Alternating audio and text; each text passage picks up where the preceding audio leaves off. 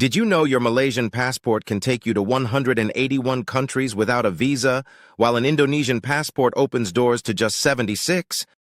That's more than double the travel freedom. But that's just the beginning of how Malaysia consistently outperforms its larger neighbor. Look, I know what some of you are thinking. Indonesia is massive, with over 285 million people and a GDP of $1.4 trillion. Malaysia is smaller, with just 33 million people and a GDP of $422 billion. On paper, Indonesia looks like the heavyweight champion. But here's what the numbers don't tell you. When you dig deeper into what actually matters for everyday life, Malaysia is crushing it in ways that'll make you rethink everything. Now, before we dive in, I need your help with something. My Indonesian friend bet me that Malaysians wouldn't even engage with videos comparing our countries, that we'd just ignore it. But I think real facts and honest comparisons deserve attention. If you're still watching and you believe content like this matters, hit that subscribe button. Let's prove that Malaysians show up for truth. Assalamualaikum, and let's get into this. Let's start with something that hits home: travel freedom. Malaysian citizens have visa-free or visa-on-arrival access to 181 countries and territories, ranking the Malaysian passport 10th in the world according to the Henley Passport Index. We're talking about the ability to just book a flight to Japan, South Korea, the entire European Union, and walk right in. No visa applications, no waiting weeks for approval, no embassy interviews. Compare that to Indonesia. Indonesian citizens had visa-free or visa-on-arrival access to 76 countries and territories, ranking the Indonesian passport 64th in the world. That's a massive difference. When a Malaysian and an Indonesian both want to travel for business, education, or leisure, the Malaysian has literally 105 more destinations at their fingertips without bureaucratic headaches. Think about what this means practically. You're a young professional who wants to attend a conference in Germany next month. As a Malaysian, you book your ticket and go. As an Indonesian, you need to apply for a Schengen visa weeks in advance, provide bank statements, hotel bookings, prove you'll come back, pay fees, and hope you get approved. Time is money, and Malaysia's passport gives you time. Here's where it gets really interesting. Malaysia has invested heavily in digital infrastructure while Indonesia is still catching up. As of 2022, about 97% of individuals in Malaysia were internet users, with nearly 96.9% of populated areas covered by 4G mobile service. The government's Jendela initiative is pushing this even further, targeting 100% internet coverage in populated areas. But it's not just about having internet. It's about having fast, reliable internet. Malaysian cities regularly get 300 megabits per second on 5G smartphones and 100 megabits per second on home broadband. You can stream, work remotely, run online businesses, all without those frustrating buffering circles. The infrastructure is there. Indonesia is working on it, sure. But when you're trying to build connectivity across thousands of islands with dispersed populations, it's a different challenge altogether. For anyone working in tech, doing online business, or studying remotely, this infrastructure gap is huge. Imagine trying to attend an online job interview and your connection keeps dropping. That's the difference we're talking about here. Let me hit you with this. University Malaya is ranked number 60 globally in the 2025 QS World University Rankings, making it the only Malaysian university in the global top 100. But here's the kicker. Malaysia has multiple universities in the top 500 globally. We're talking about institutions recognized worldwide for their academic excellence. The quality of education matters because your degree's recognition matters.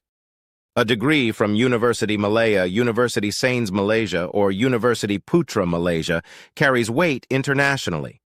Employers in Singapore, the UK, Australia, they know these institutions. When you're competing for jobs in a global marketplace, where you studied can open or close doors. Malaysian universities also offer programs in English, making them accessible to international students and preparing local students for global careers. The research output, the international collaborations, the faculty expertise, it's all there. Indonesia has good universities too, don't get me wrong, but the global recognition and rankings tell a clear story about where the edge is. Your future employer doesn't just look at your skills, they look at where you learned those skills. Now here's something that surprises people. Despite having a higher GDP per capita, Malaysia's cost of living is incredibly reasonable. The estimated monthly costs for a single person are €456, excluding rent, and cost of living in Malaysia is, on average, 50.8% lower than in Germany. Think about what you can get here. A meal at a local restaurant costs RM10 to RM15. That's less than $3. You want to pamper yourself? A 2-hour facial at a quality spa in Penang costs just RM170. The same treatment in Singapore or Australia would run you 10 times that amount. Public transportation in Kuala Lumpur? RM1.50 to RM5 per ride. Healthcare? A visit to a private specialist costs around RM150 to RM300, and the quality is world-class. Malaysia ranks 5th globally for medical tourism because you get excellent care at a fraction of Western prices. Your money goes further here. That means more savings, better quality of life, the ability to travel, invest, and build wealth while still enjoying modern amenities and services. You're not choosing between living well and saving money. You can actually do both. Here's a number that tells the real story about individual prosperity. Malaysia's GDP per capita is $11,867, while Indonesia's is $4,925. But when you adjust for purchasing power, Malaysia ranks 60th at $38,729 PPP, while Indonesia ranks 107th at $16,448 PPPP. What does this actually mean? It means the average Malaysian has significantly more economic power, better access to goods and services, and higher standards of living. It's not about bragging. It's about understanding that economic policies, infrastructure development, and strategic planning have created very different outcomes for everyday people. A bigger national GDP doesn't automatically translate to better lives for citizens. What matters is how that wealth is distributed and what opportunities exist for individuals. On that front, Malaysia's focused approach has delivered stronger results. You feel this difference when you pay your bills, when you grocery shop, when you plan your future. The World Bank ranks Malaysia 2nd in Southeast Asia for infrastructure quality. We're talking about roads, airports, public transportation, telecommunications, all the stuff that makes modern life function smoothly. The government has allocated RM400 billion under the 12th Malaysia Plan for infrastructure development. Projects like the East Coast Rail Link, the Pan-Borneo Highway, and the MRT Line 3 are transforming connectivity across the country. These aren't just construction projects. They're economic enablers that reduce travel time, boost trade, and create opportunities. When infrastructure works, everything else works better. Businesses can operate efficiently. People can commute without losing hours to traffic. Goods move faster through ports and along highways. It's the foundation that allows everything else to flourish. Try running a business when your shipments are delayed for weeks because of poor roads. It's not happening. Malaysia's healthcare system is another area where the country punches above its weight. The public system is heavily subsidized, making basic care extremely affordable. A consultation with a specialist costs about RM40, and an overnight hospital stay in a private room is around RM50. But it's not just about price. The quality is there. Malaysian hospitals attract patients from around the world for procedures ranging from cardiac surgery to dental work. The doctors are well trained, many having studied in the US, UK, or Australia. The facilities are modern and well equipped. For residents, this means access to quality healthcare without the fear of bankruptcy. That peace of mind, knowing you can get treatment when you need it without financial devastation, that's valuable beyond measure. Health emergencies are stressful enough without worrying about how you'll afford treatment. Look, Indonesia has its strengths. It's a massive economy with enormous potential and rich cultural diversity.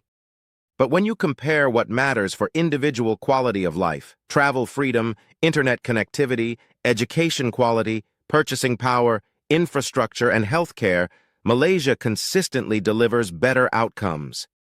This isn't about putting anyone down. It's about recognizing that strategic choices and focused development can create real advantages.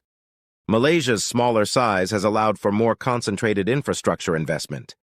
Its economic policies have prioritized per capita growth. Its education system has emphasized global competitiveness. The numbers don't lie.